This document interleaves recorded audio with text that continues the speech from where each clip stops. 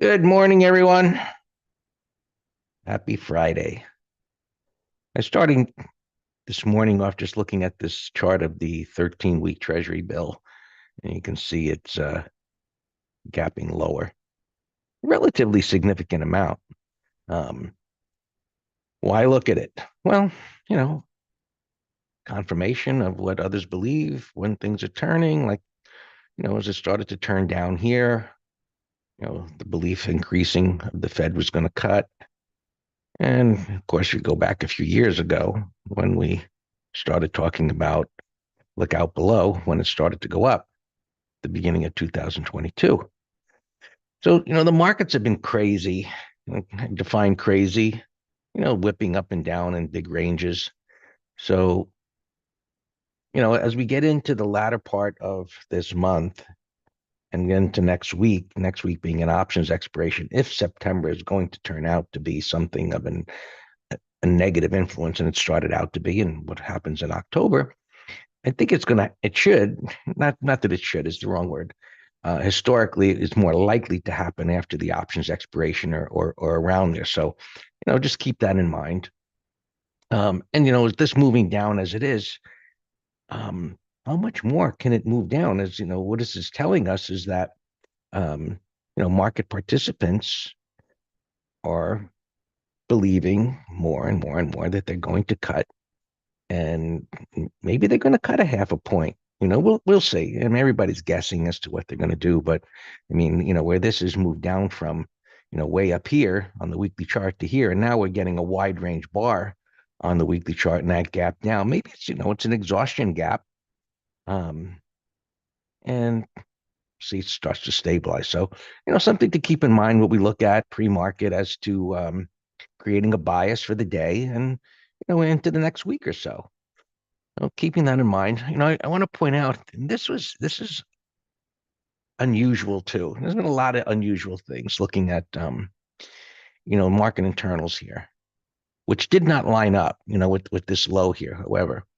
And I'm going to show you the equity internals, which did line up, which typically lead, but they didn't lead the last time. So look, we get our trading plan, what Dan and I covered, in this MT Live, which was sent out to you yesterday. Review it. That guides us as to what to do and what to think. And, you know, this is what historically I have used for decades, with the total put call ratio and the McClellan oscillator, not there's like a normalized one, I think is the word, and just the old fashioned one. I like the old fashioned one. Um, but here you can see that the equity put call ratio did reach between the bands down here.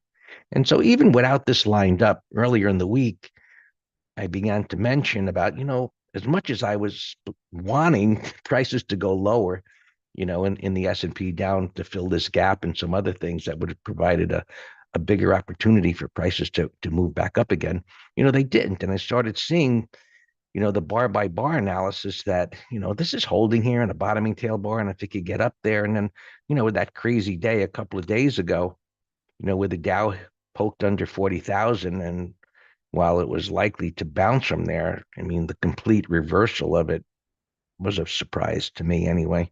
But maybe all of this anticipation of the Fed cut and the market's anticipating that, and all the goodness, that the belief that would come with that and liquidity and so on, all being baked into um, the moment and in the future. So, basically, like, where do we go from here as to what else can drive this market higher?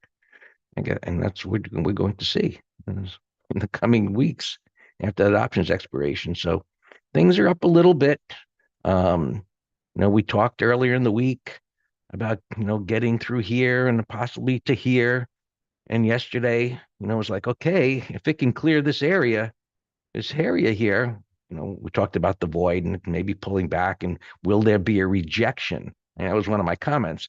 If it dips down and there's a rejection where it comes right back up again, that would be a tell or an indication that it would move up into this void area and up into resistance. And for the moment, there's no sign of failure. It keeps grinding.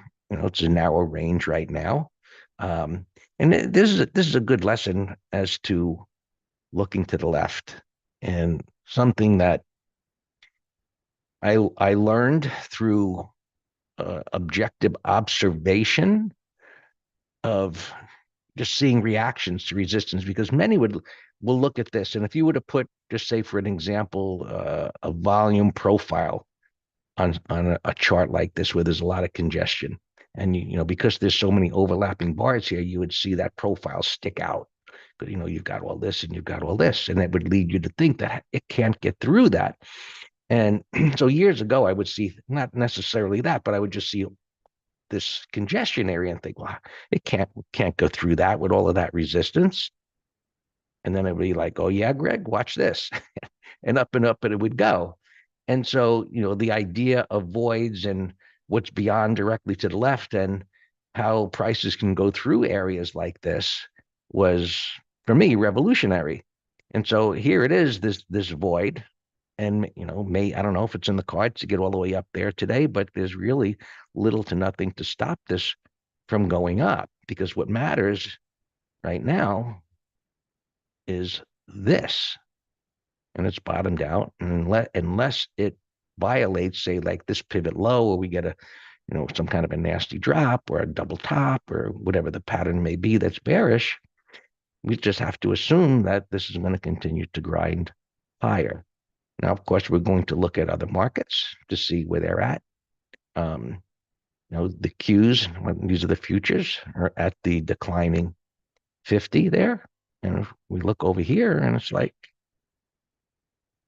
all right, thank you for that. Similarly, this has got a little less room to reach this area, but it's far away from up here, like others are.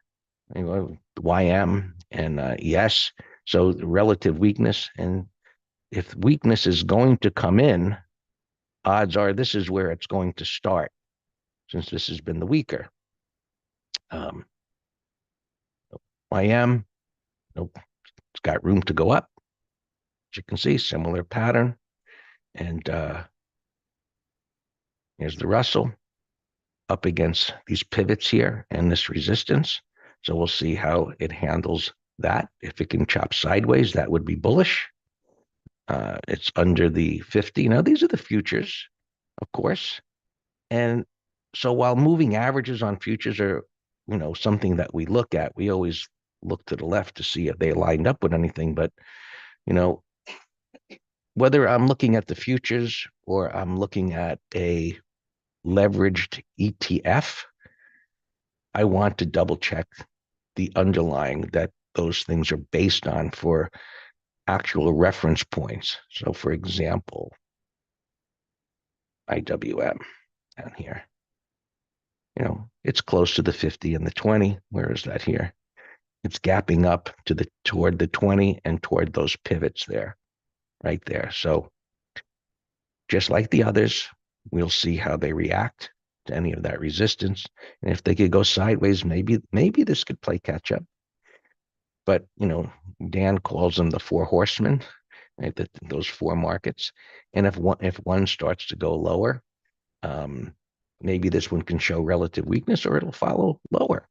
Now, yesterday, in the middle of the day, the financials was only on a 5-minute chart, and they recovered. But and all of a sudden, they had this nasty drop. Now, whether that was some kind of algo thing, I don't know. It was kind of weird. All the financials dropped as they did. So did XLF. You can see XLF, was even worse. You remember what happened the other day with the financials, and now it's recovered and it's back up again. So even the nasty dips are getting bought, and of course that's positive. There's demand down there, and they're aggressive. We'll see how far they're going to take it. All right, let's get to spiders and the credit spreads. So two big up days, obviously coming into resistance. It's cleared this minor resistance. So here's another example of, all right, here's this, I call minor resistance somewhat subjective. And one of the things we talked about is, is prices traded, did they trade above those pivot highs and then back below? Well, they didn't trade back above all the pivot highs. We had that big up close on that Friday, and then kind of weird, like suck everybody in long, then crush it back down. Now let's bring it right back up again. Um, so, erratic price action. Where is it now? Gapping up a little bit into the middle of that congestion area. So we get an idea where SPX is. So because that doesn't move. So in the middle, right where that red line is, give or take, where that strike was from yesterday, that was the lower one. Neither one touched. And now we go and look at our option chain. Look for there's about $1. So 55.20, 55.15. We're looking, is it possibly a whole number there or not? And so obviously that's going to come up a lot since things came up. And I haven't looked at the call side yet, but it would be great if it's above these pivots. Well, let's see. Okay, so 56.60.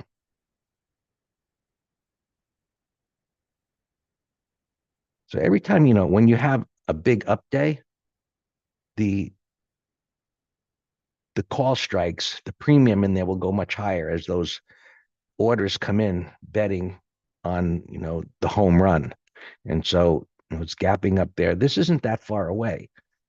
So, and this is far away. So it's up. If it starts higher, the thing is obviously to stay away from the call side until we were to get maybe a topping tail or a retest or some kind of rejection up there where maybe you could even get higher at 56.80 or 70. And then, of course, the downside, being here, I don't think it'll go down there today. I don't think there's any other news coming out, but got to check. I haven't checked that. I don't think there is any more significant news today. We looked at short-term interest rates. Transports just continue to be an erratic mess on the weekly and daily time frame. So nothing of significance going on there. Semiconductors, not moving up much.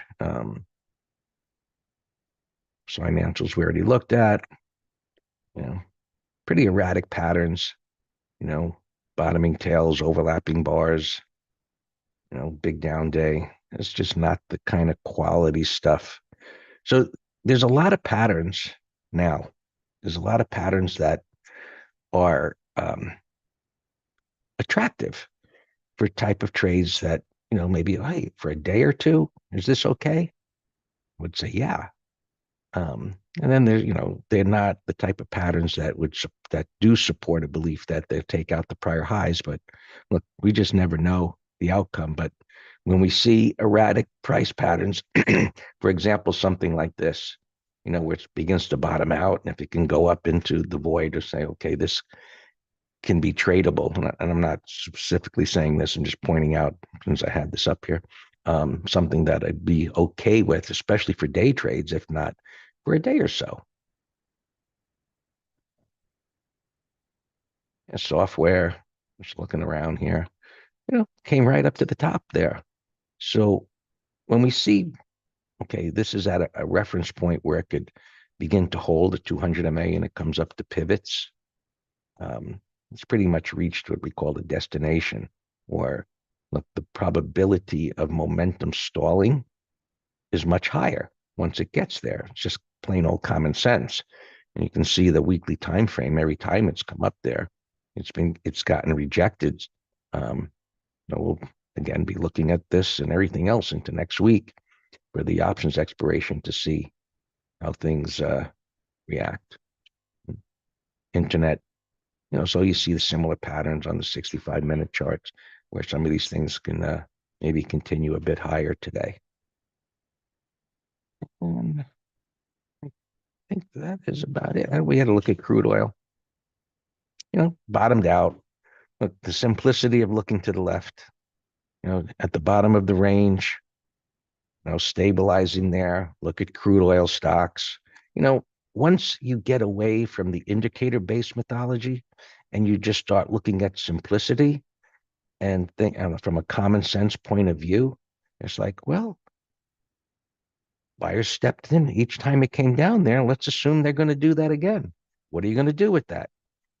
You want to do a put spread? Do you want to look at energy stocks that maybe showed relative strength or climactics that may move up a bit, similar to, yesterday we spoke about retailing. That's close to the bottom of the range. There was a bottoming tail bar, and stocks like ROST, I mentioned in the room yesterday, starting to move up a little bit, ANF. So you look at an index and, okay, buyers should be down there. Let's look at some stocks. We think buyers should be down there, and then look for setups. So not necessarily rocket science, but a systematic, easy to follow method. All yours, Dan.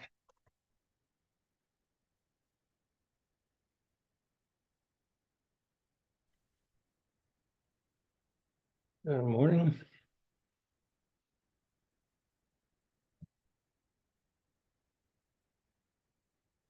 I'm going to be a little bit in slow motion today. Got a negative reaction to those vaccines yesterday.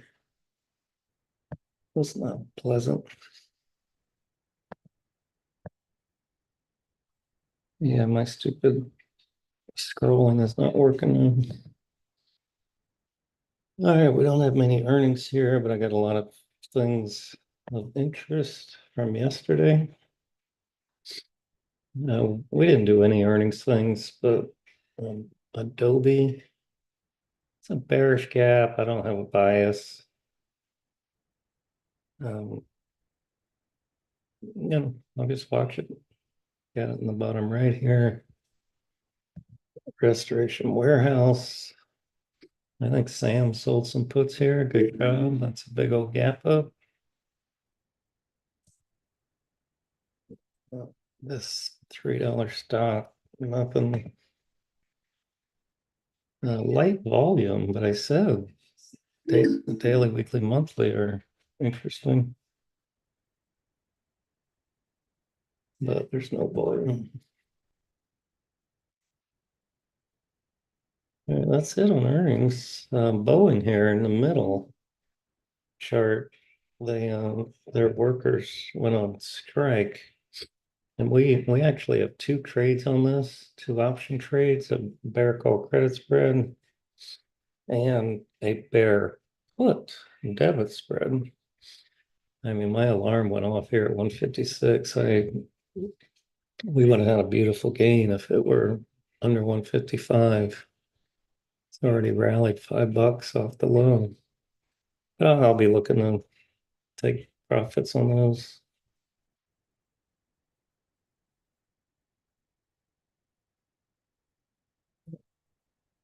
All right, MFC, nice breakout, daily, weekly, monthly. Delta 20, let's get about Kroger.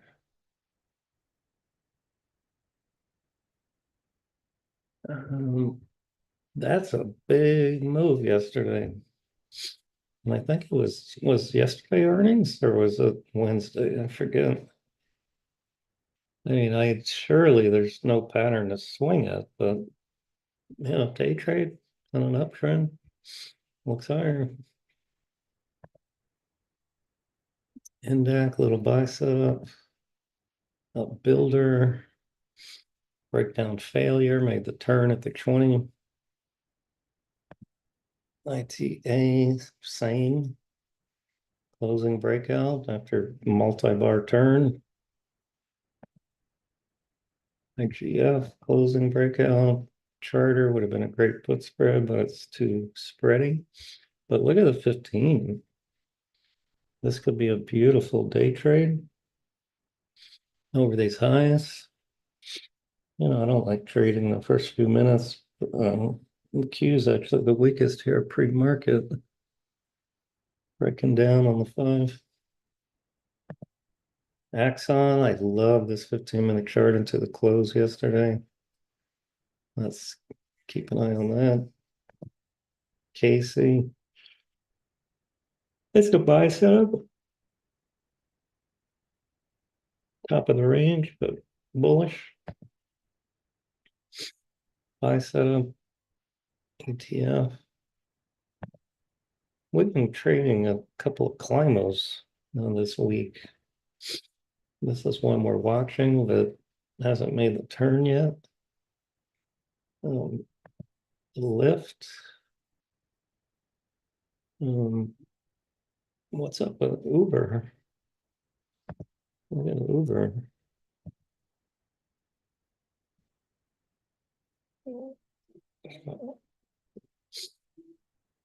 So 3, there's no good pattern there, but Lyft is a 1, 2, 3. Let me set a new alarm. 1190.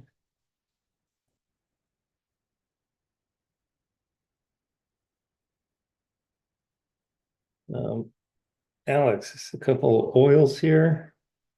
EOG is a Climo. And a Hal got a downgrade. So, that's kind of a contrarian. They're down from 37 bucks and now you're downgrading it. But EOG looks a little better to me. Cream, well, put spread here, made the turn. There's any juice, PDD. We sold our PDD yesterday. This was a double bottom. Obviously there's some news. Well, that's an ugly gap.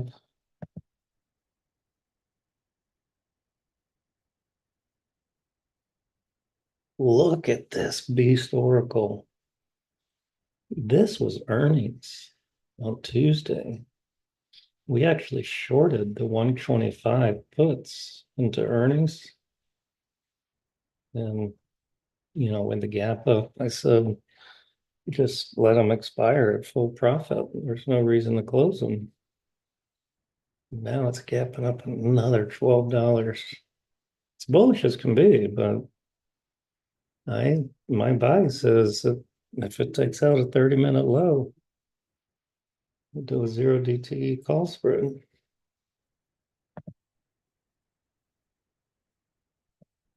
Ralph Lauren, potential breakout. Yeah, Dollar Tree. We're in Dollar Tree, gapping up. Dollar General's on the list, a little competitor gapping up. This one actually looks better. This could be a good 30-minute high. I got a firm, got an upgrade. Yeah, I think we're chasing now, but this was the one, Alex. I said I like it as a core. I think target 80 bucks. Daily, weekly, monthly look great.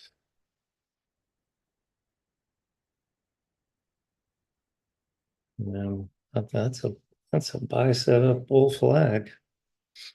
Should have bought it yesterday over the high. Plaque is a 1, 2, 3. Vitali is a Climo. There's a Climo. AAP is a Climo. We're in it. Pelletier, we're in it. Half lot.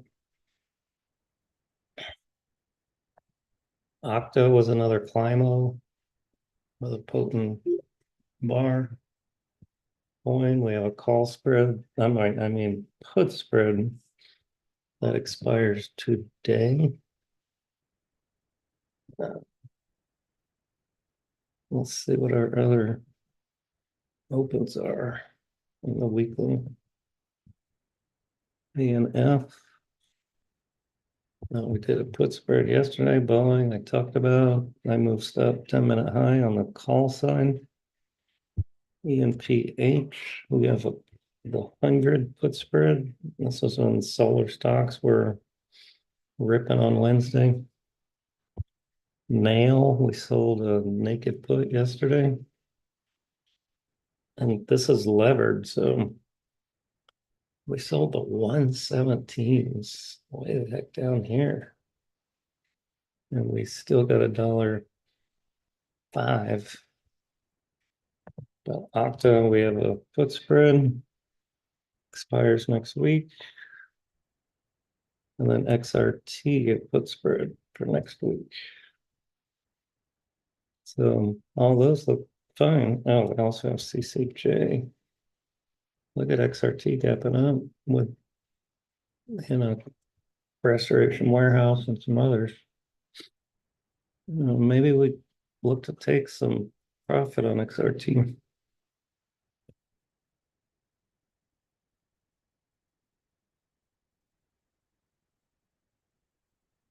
ACVA or long stock.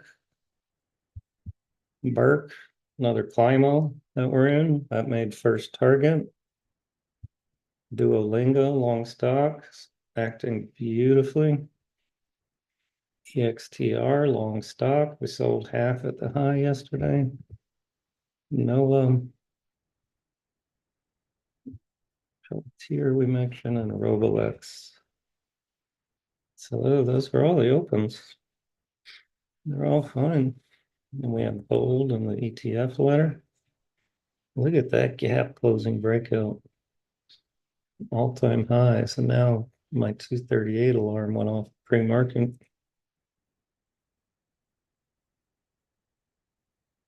Fizz, yeah, that looks great. It's a 1, 2, 3. Yeah.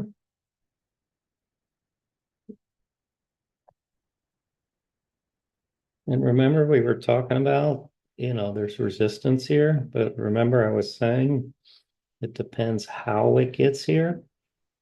And now it's a 1, 2, 3 with a bullish 15. I think it's going to blast through this. So this is a non-issue to me. I got Boeing in the other computer, so let me put Fizzler here. It looks great.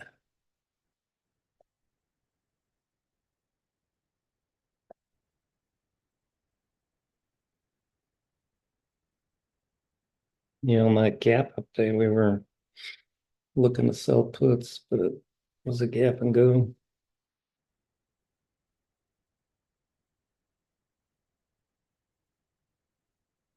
At Casey.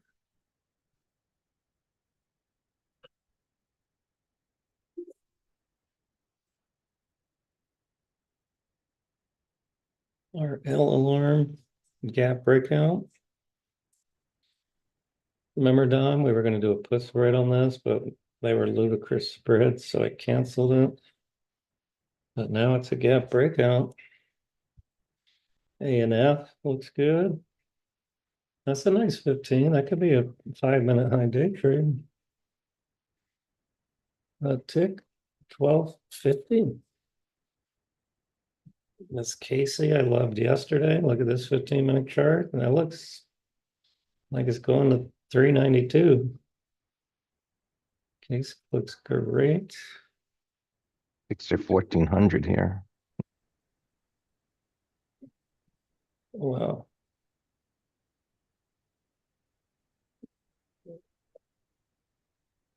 All right, why is stupid Boeing bouncing so much? All right, but at least, our call spread is 21 cents. So let's cover half. And then stop days high for half.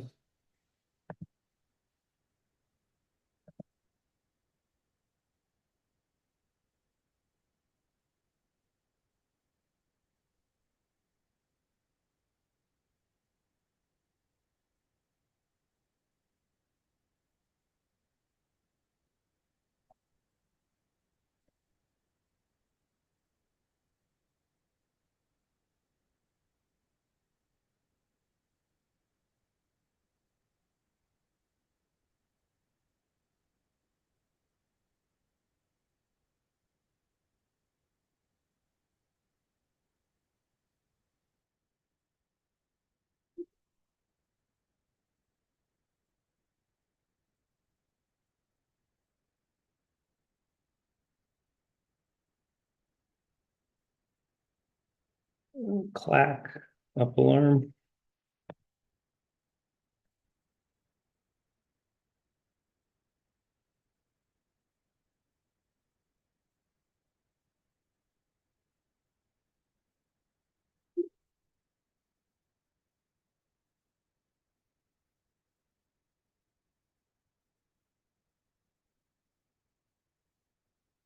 XLY, up alarm.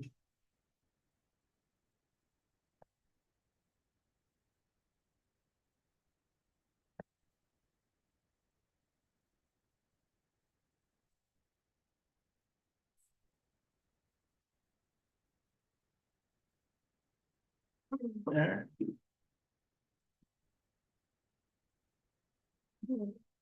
Clack. That'd be a good 30-minute high. Day trade. Put spread is too spreading. XRT, I think we should cover half. Dan, that put spread you did on nail gapped up. All right, let me see. I'm in it too. And W. Little breakout from a week-long base here. Gorman got killed.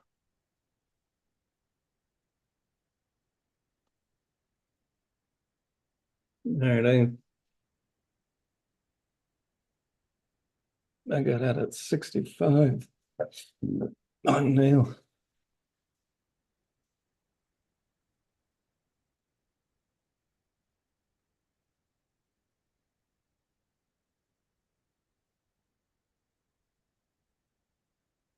Huh?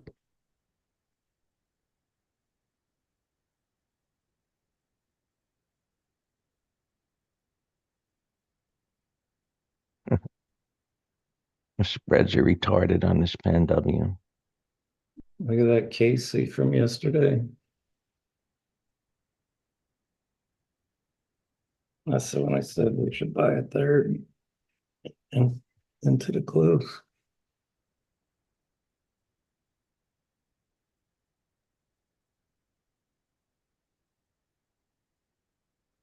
Yeah, let's close now. Take the money.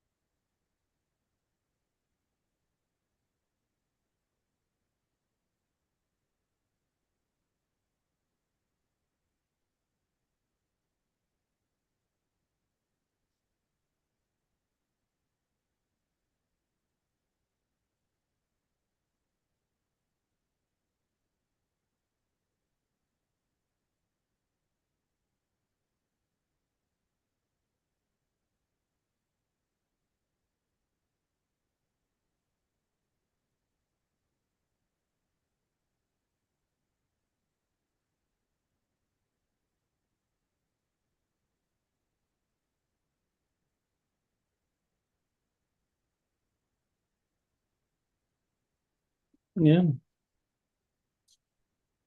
Not crazy about Alec.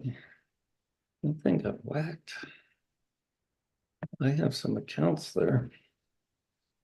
So I hope they don't go out of business.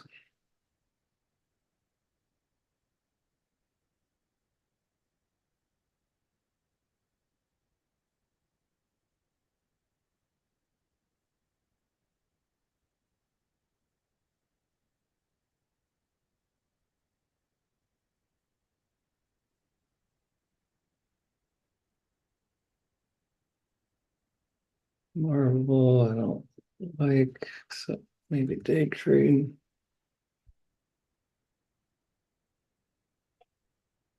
All right, this Boeing debit spread. 155, 140.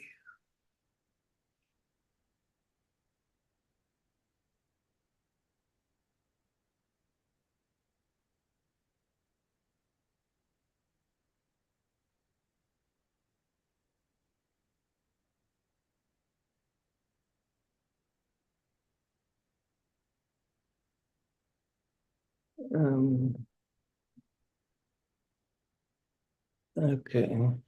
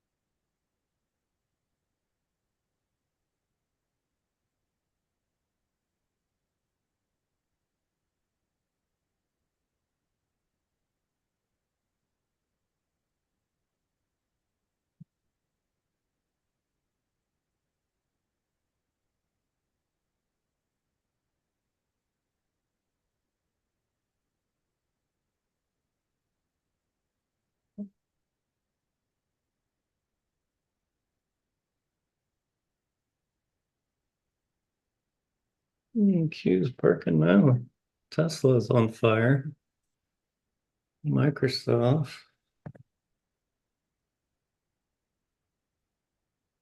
Yeah, Microsoft could be a day trade, 15-minute high. This one I mentioned put spread yesterday. Oracle. Done. Told you, buddy. When these things get crazy extended. 175s. Oh, only 26 cents though for today. I was thinking they'd be over $1.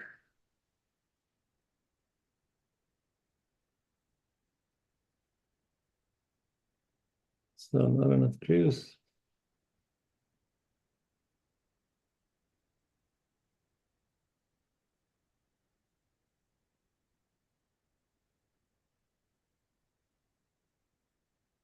Remember I posted whiskey as a put spread.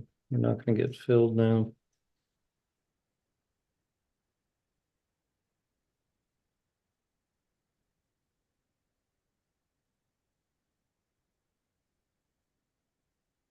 Adobe, that's ugly jam.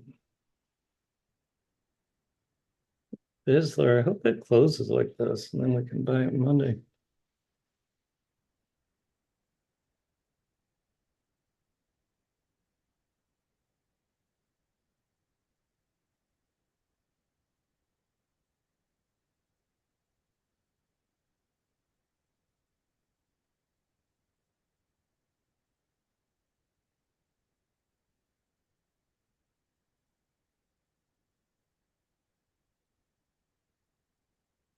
Yeah, nice on uniform, Alex.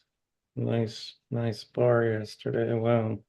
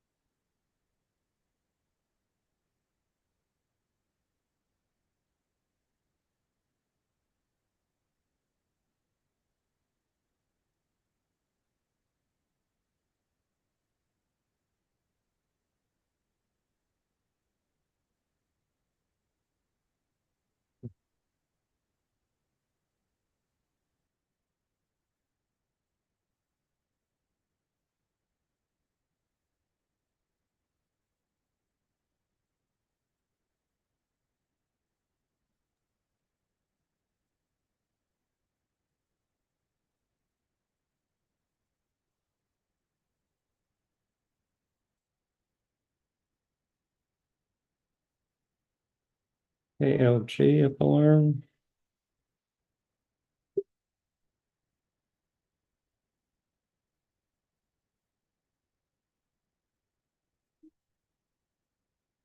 Hey Sam, I hope you're not getting hurt too bad on that.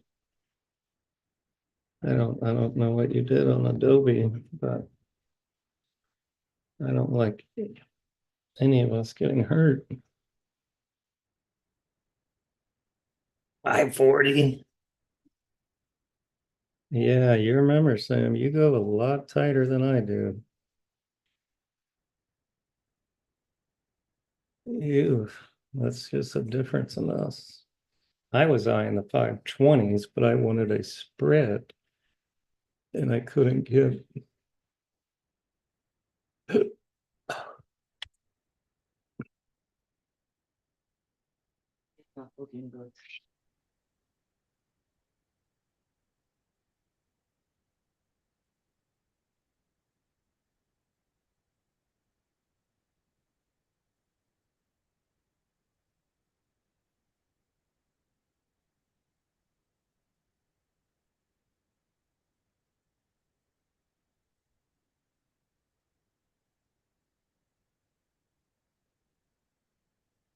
Advances minus decliners are almost at 2,000. Markets aren't moving much, but it's supportive that they should be able to go higher.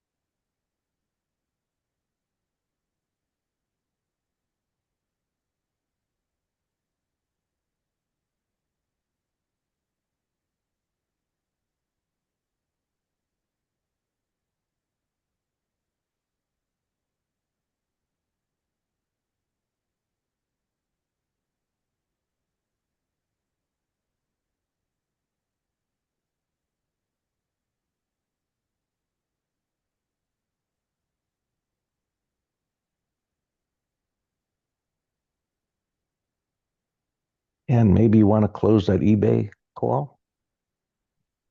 We did yesterday, remember? Oh, I thought you were holding it till today.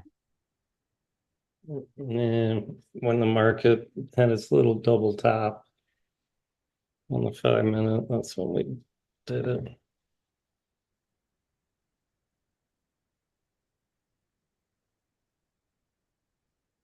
Got out of the same place. We got out of the dead high.